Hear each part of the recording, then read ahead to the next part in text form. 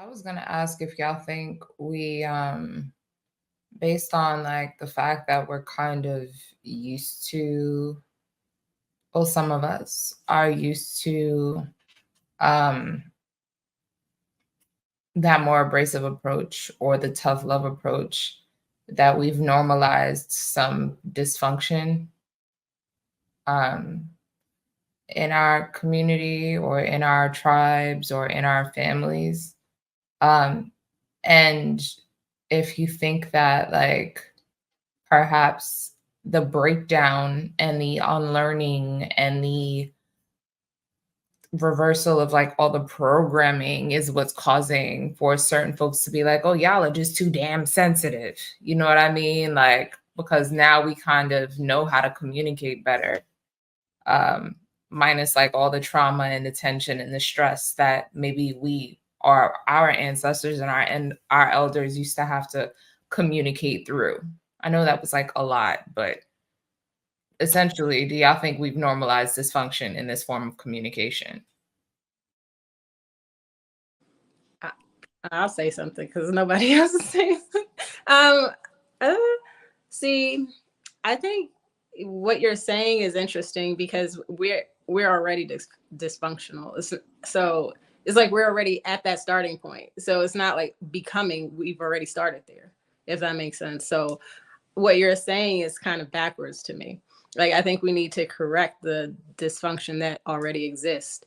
And because we're already on an extreme side, I think Charleston White is saying, well, I'm going to go to another extreme side to get their attention. Like we're already living it. So how do you mean? I think you may have misunderstood what I was saying. I wasn't saying we're becoming dysfunctional. I was saying we are essentially normalized, or we've already normalized dysfunction, meaning obviously that we've been dysfunctional. So we've normalized it, like by making it seem as though like this abrasive style of communicating to get someone's attention, or, you know, this tough love is supposed to be our norm.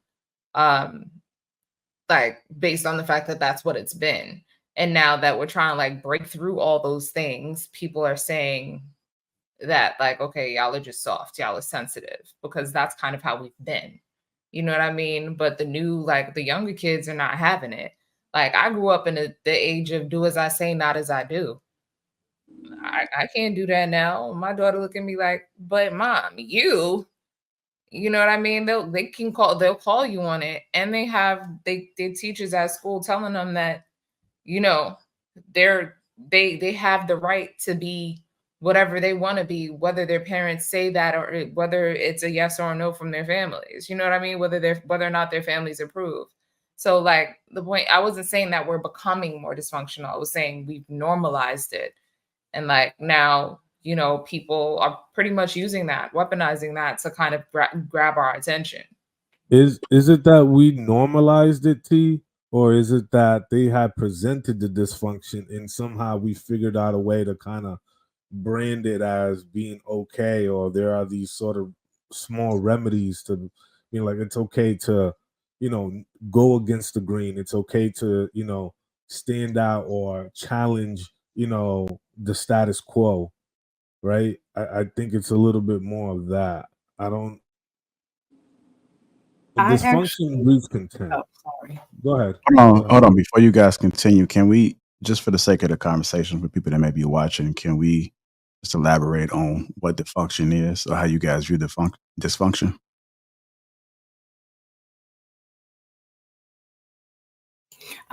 Well, this is what I was going to say. The dysfunction, like growing up, like where I grew up, many Black people have had my experience of growing up in the hood, right?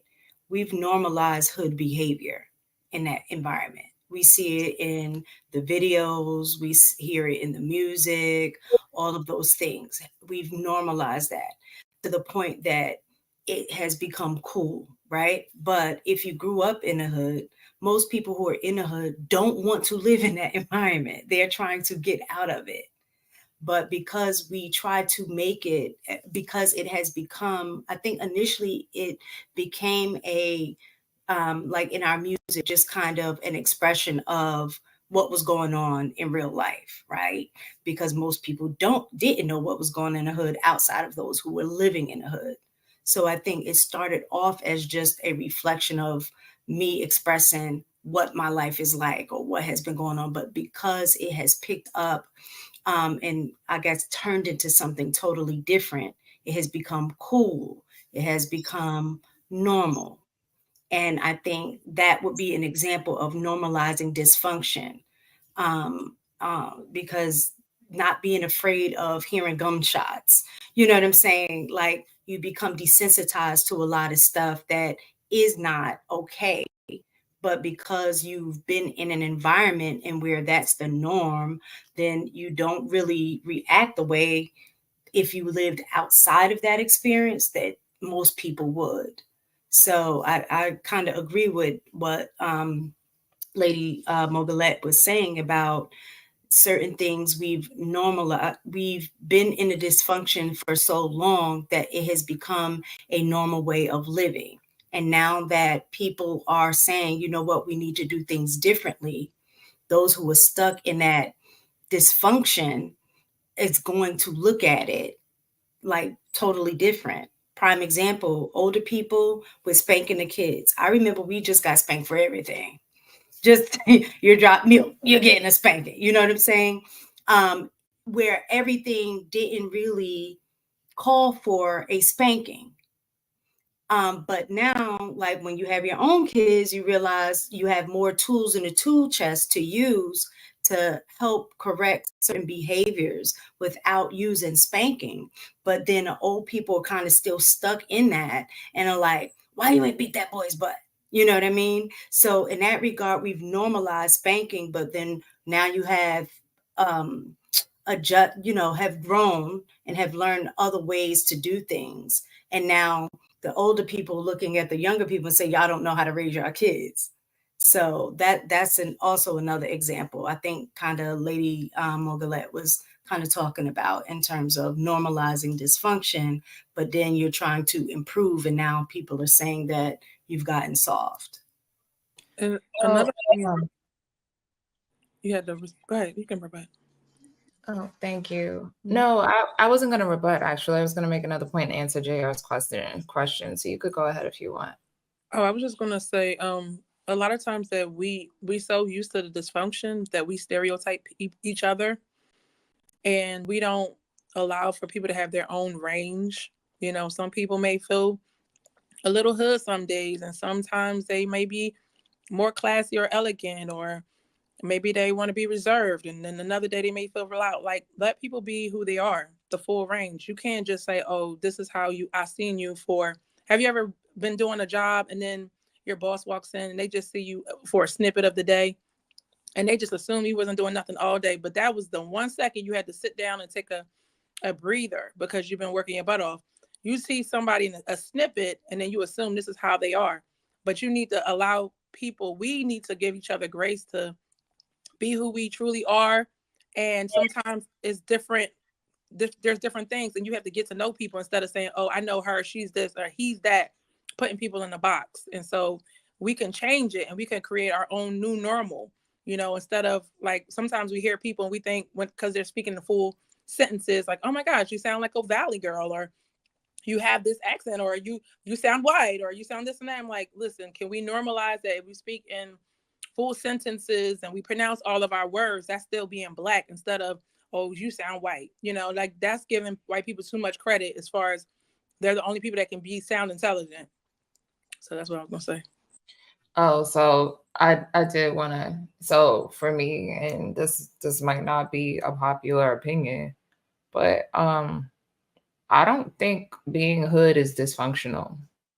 I think it's this. I think the things that are dysfunctional, to answer your question, JR, are things that are destructive, things that don't bear good fruit, things like, communicating ineffectively, things like this hyper individualistic culture that we have now, based on like fair and like based on like, yeah, essentially fair. You know what I mean? The lack of community, the things that don't that and it's crazy because we live in a hyper individualistic culture where people don't consider the fact that their actions create waves and affect other people, and don't consider the fact that we're all interconnected in some way, shape, or form, and that your behaviors do in fact have an effect on and impact what's happening around you. um, and that's one of the biggest and most dysfunctional things that I think we do. I think like things like I don't know what I could say because we're on YouTube, but how this country essentially capitalizes on things that we need as a people that could be real dysfunctional. And we so used to it that we go to other countries and don't realize that, you know, you hear spending $3, $4, $5, $6, $7, $800 sometimes for medication that you could go there and get for half the price over the counter. You know what I mean? Like there's so many other things that I could, you know, mention before my brain right now. I'm still a little hungover from yesterday. But yeah, those are my examples.